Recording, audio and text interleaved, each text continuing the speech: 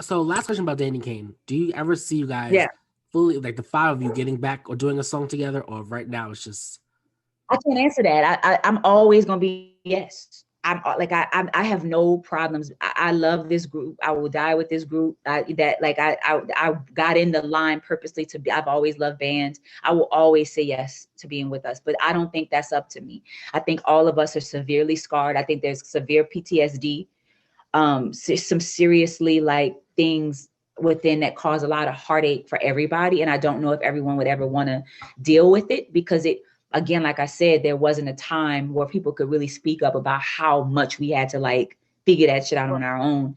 Um, so I don't know if all five of us ever would. I would absolutely fucking love it. To this day, I wish it could be all five of us. I would totally love it.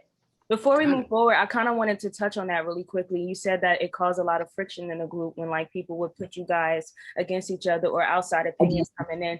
Did you guys get a chance to sit down and have a conversation and heal through those things, or just undiscussed? Not at all, because that would have to be there would have to be a mediator. Like there'd have to be someone to get us to that space. There's a lot of like mistrust, right? People, there's a lot of severe, like I don't know how to explain that to make that make sense, because when you don't have from the gate, when you don't have people rooting for you, you have all these things that you think of, like there's like you have to let it go. And I don't know if all of us are at a place to just say we grown, we all like let's let it go. A lot of people are hurt still, and we haven't really had the discussion on like we even till this day.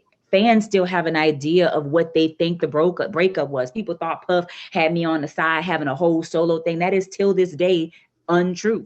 But people will go down in history believing that there was just this kind of malicious, when the reality is it was nothing like that. I think people have already believed what they chose to believe with these situations.